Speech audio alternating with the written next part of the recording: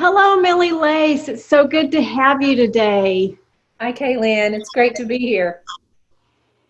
We've been friends for many, many years, and I just want to open up with you've had an abortion in your past, and would just love if you wouldn't mind sharing your story with the audience. Okay.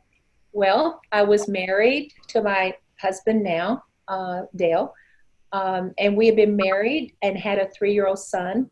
And I became pregnant. We were excited. We wanted a brother or sister for our son.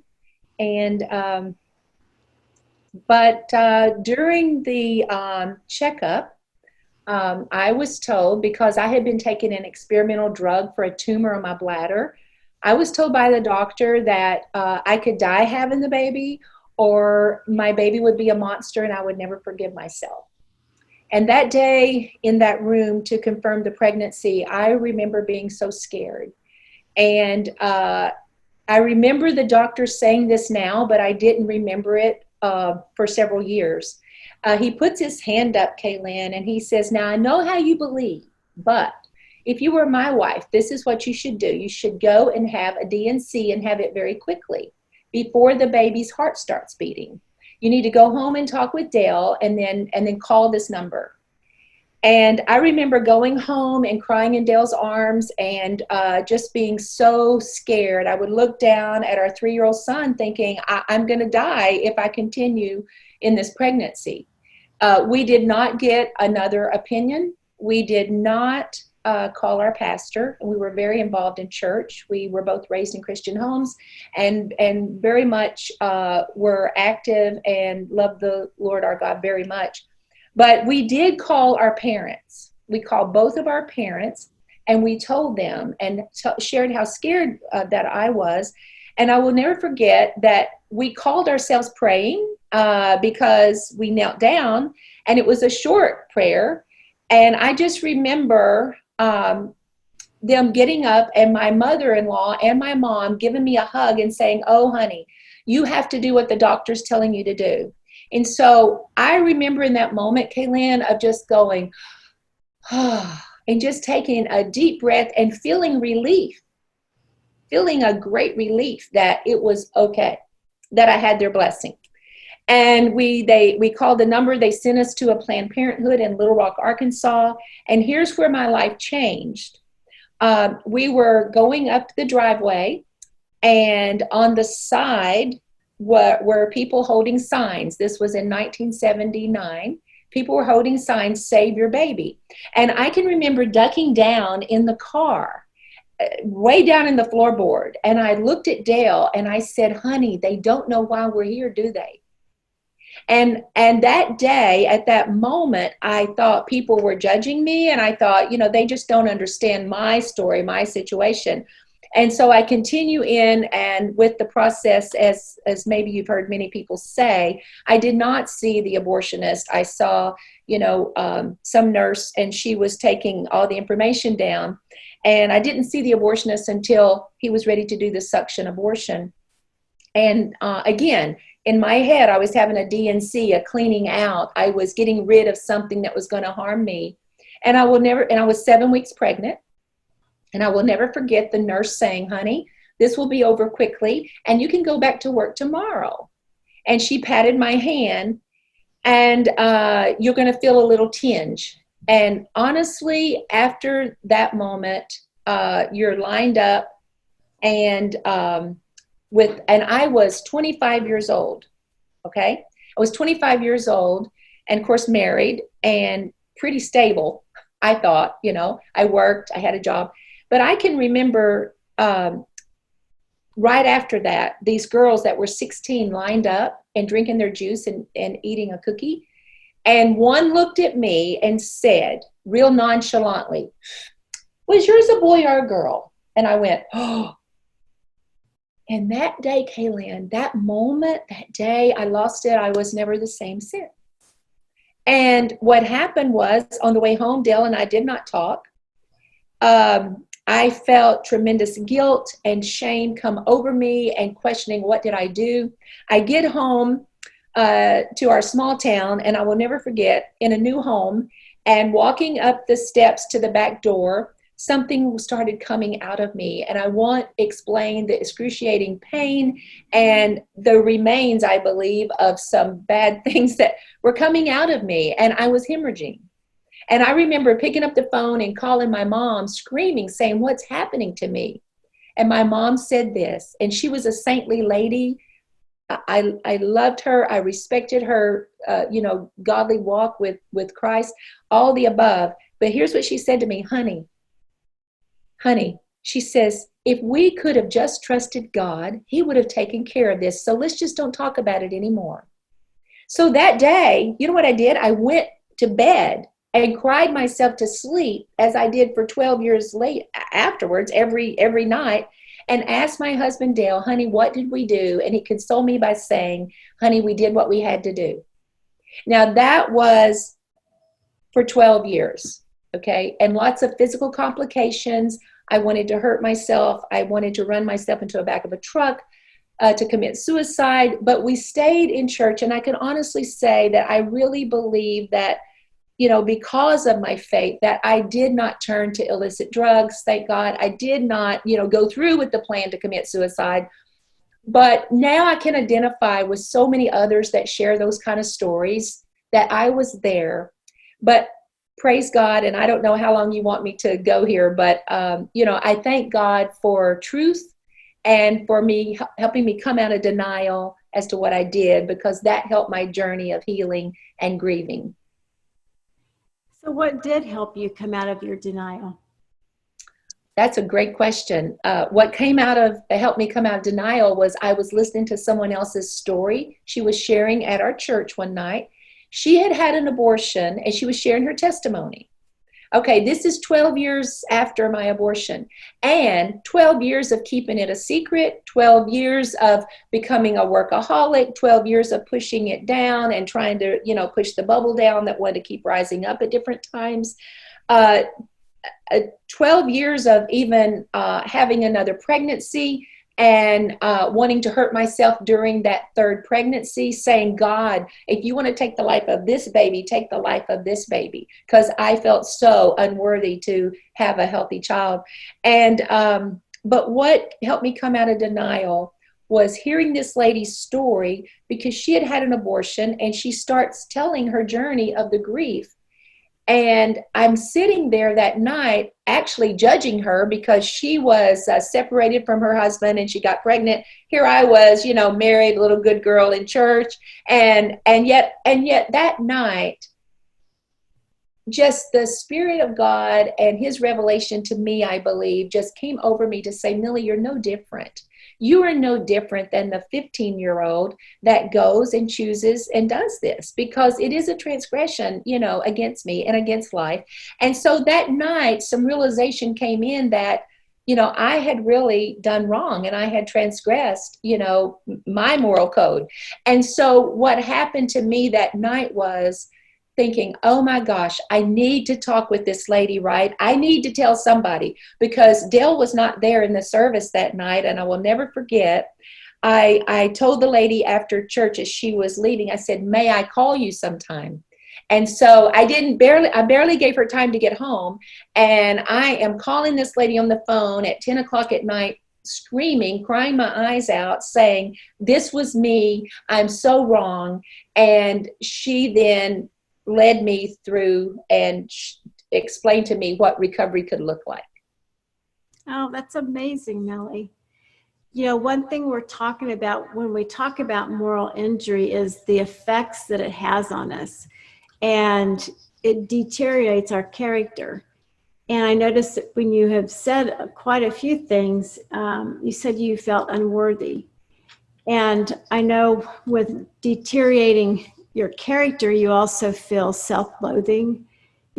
Describe the things that were leading you up to wanting to commit suicide. I mean, when you were thinking about yourself, what would you be saying to yourself about the abortion and about yourself? Yes, it was during the third pregnancy, and I specifically remember how I would Dale would be at work, and I would walk through the house, and, hate myself. I mean, I just hated myself. And yet I knew I was pregnant with another child, and how could that be? How could I even deserve that? And I wanted God to punish me. I wanted punishment for what, right? For I felt like, because I had committed wrong. And so I wanted punishment for that. And I know now as a professional counselor that during those times that I was trying to reconcile that, right? That I was justifying what I had done, but that didn't work. That just didn't work because my conscience was still, it was still just beating me up because I knew that I had done wrong. So all the times of isolation, all the times of wanting to hide it, all the times of not telling anyone else, except, my husband and our family, all the times that even I would share this with my oldest son. I would say, you would have had a baby sister, because I always felt like it was going to be my girl, right? And I believe that I dreamed, and I know I did, and saw her and, named her through my healing and everything. But I used to tell my oldest son, and then eventually my second son that was born from the third pregnancy, I used to tell them, I say, you would have had a baby sister, but mommy had to take the doctor's advice, right? And I was sick, or, I'd make excuses for it. So my journey of the self-loathing and the wanting to commit suicide and wanting to hurt myself, I think it was just those years of not really reconciling that I had done wrong. And I was in denial all those years. And so I wanted to justify it. But what happens is if we're in that state of mind, then I think we can't help but, hating ourselves because, it's a big conflict. Right. And so tell us now, so now you are a professional counselor. So would you say that abortion changed the trajectory of your life? Absolutely. Absolutely. Because, after I healed, Kaylin, and that's very much my heart, is for helping others to know the truth and make an informed choice and not be judgmental and remain approachable. I once I went through my grieving process, and I realized the freedom that could come into my mental state. Well, I wanted to share it with others, right? Well, I was an elementary school counselor first, and was a teacher, elementary school counselor, and I really knew I wanted to help others. But it wasn't until I was in private practice as a professional counselor that I really began to hear, clients come in, and I wanted to share so badly with them, but I knew that I shouldn't disclose, too much. And I would sort of have these conflicts, but it never failed. It never failed that in my practice, that when I could even align it with something, that I wasn't going to judge them, because I too had done, some terrible things in my life. And, they would look at me like, well, you've never done anything bad, and so I would just take those little inroads there, and I began to see how much that helped for me to be transparent, in ways that I didn't need their sympathy or anything, because I was on a healing journey, right? And I still am. I think I'll be healing until I see Jesus face to face. But I've healed to a place where I can help others, and for sure, did it change the trajectory of my life? I think that God can take messes and make messages out of them, and pain to purpose. And I really think that no matter what we've done in our life, that if we will evaluate that and learn from that and say, now what can I do to help someone else, through their journey of that particular problem? That was my heart. Yeah. And you talk about healing, and you have a ministry called Concepts of Truth. And tell us about your international helpline. That is very intriguing to me. Okay. Well, what happened was I was in private practice as a counselor, and as God began to open those doors of showing me that the more I shared, the more it helped other people, I really had a heart to, God he just kept opening the doors for us to start a nonprofit. And we had a little tape ministry, and that was sort of the seed money. And yet I couldn't see the whole picture. But that little nonprofit for a tape ministry went quickly to a pregnancy and a counseling center. And then that was in 2001 when we opened for services. And we had 6 volunteers, Kaylin, and we had a toll-free number. And the long and short of it is we met some folks at a national event, and our number went quickly, fast to be on TV programs and in books and different places. And to God be the glory, because this year is our 20th year of service for the International Helpline for Abortion Recovery and Prevention. And we try to message more and more that it's for reproductive loss, because we know that reproductive loss includes abortion and miscarriage. And so, but yeah, we've now been able to serve callers from every state in this nation and other parts of the world, along with writing curricula for a sexual health model, which is prevention, and then, just informing youth about prenatal development and different things like that. And also, we wrote a recovery model curriculum called Concepts Recovery, the Journey. So to God be the glory. Most of us thought that we were all alone. We didn't really know that there were so many others, right? Until we start sharing or we find help. But I think that you made a great point as far as when something peels off. Because I think in a recovery weekend, what we see is transformation. Because once you give yourself permission, I think we have to give ourselves permission really to even begin, even to make a phone call. That's one step, right? Or even to share with someone, you know what, hey, that was me, I need help. So we find freedom along this, trajectory of our journey, right? But we find freedom in every step, it seems like, because like once we have, as you described it, peeling a layer, or say giving ourselves permission for that particular step, then it seems like something else is revealed in our need to grieve. Because I feel like that two things. One, what is so important is for us to understand that grief has many layers, right? Many, many things to peel. And once we come out of, and many people probably have heard, the stages of grief, which I think it's a continuum, and I think that we just begin to fit in, right, with that. But what we do is, here we are, and at first we don't, we're justifying, and so we're coming out of denial, right? And through that coming out, then there's going to be some anger. There's going to be these things that we experience, right, in other pieces or other layers.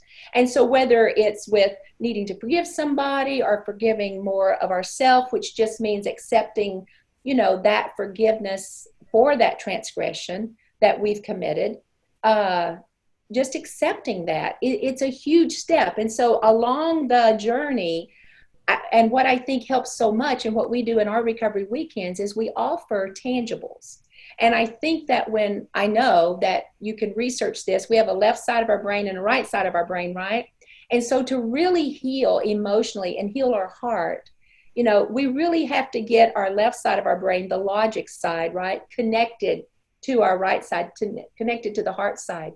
So any type of tangible activity, whether it is, someone like trying to burn something, or processing through, pouring water on something, any kind of tangible can help us, it can help us heal by moving the trauma.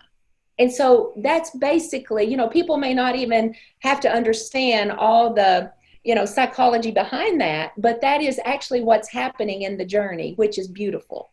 And so, yeah. And I like that. Pardon me? I said, I hope that helps some. Yes, it does. And one of the activities that you do is called the empty chair. Yes. And the empty chair is used just to be able to talk through something. If you're upset about something that happened, it gives you the opportunity to say what you would like to say. Can you talk a little bit about that as well? That's an awesome activity. And it's amazing. You think, what does an empty chair, how can that serve any purpose? But it's amazing when the participant will really understand that, let's say something they had against their mom, against the pastor, against their, their partner, whatever, to put someone in that chair, right? Metaphorically, put them in the chair, right? And then you begin to talk and to express. So what's happening is we have a tangible. We have a tangible that we're looking at, we have a tangible that we're expressing, and then that anger can be released, those feelings can be released, and again, the trauma is moving. And in processing through the stages of grief and the steps of grieving that we need to grieve. Yeah, was that a loss? Absolutely. And who did we feel offended us, or did I offend myself? Was I can I put myself in the chair? Absolutely. There's so many places that we could go there. I'm probably going too much, but. No, it's good. And it helps the mental health professionals understand some of the techniques that they could use to help others. Absolutely. And may I just add one more that you're probably going to cover it, but I want to make sure that I say this. I think to have a physical, some type of, it doesn't have to be formal, but a physical memorial service is so, so crucial. And giving that participant an opportunity to recognize the humanness and the dignity and the identity of their child, it is huge in our healing. Because those moments to be able to say the name of a child, and someone out there may be saying, well, I never knew if it was a boy or a girl. That's fine. That's fine. Let's just recognize what you do know. And so the memorial service that we have incorporated in our weekends, and many recovery weekends, I think, or recovery groups do this now, it's a huge part of our healing. Yes. And, I've done memorial services as well. I think it brings dignity to the life that was lost and acknowledges that there was a life here. And many people that, have not been affected by abortion, they don't understand, how can you love something that you chose to abort? They don't understand the grief, but they also don't understand the regret, but hindsight's always 20/20, isn't it? And like we said, even if it's not formal, even if it's planting something and in memory, if it's releasing balloons, if it's you're doing an activity and you're memorializing, you're giving identity to that child. And I want to say one more thing I just thought of that I think is huge. And it's scientific and it's also psychological here. When we talk about the loss, we're like you said, how can someone grieve a child that they've never seen or whatever? There's this emptiness, right, in a post-abortive woman's, not just in her psyche, in her soul, the whole, in our bodies. And so what is that? And I remember finding some research from the American Pediatric Association about cells that pass from, when we're pregnant, right? Some of the baby cells pass through the mommy and the mother's bloodstream, right? And what's interesting is there's a phenomenon called fetal microchimerism.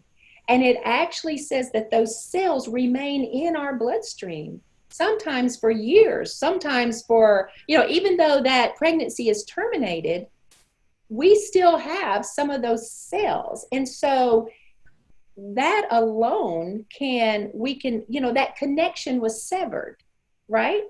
And then we don't have that physical child, right, to raise and to nurture. So there is very much a scientific reason, for us to feel in our heart and our soul that emptiness and that loss. Your ministry's Concept of Truth, and we will run the international helpline, and we appreciate everything you do. And thank you so much for being here today. Thank you, Kaylin. I so appreciate you and your ministry. Thank you, Millie.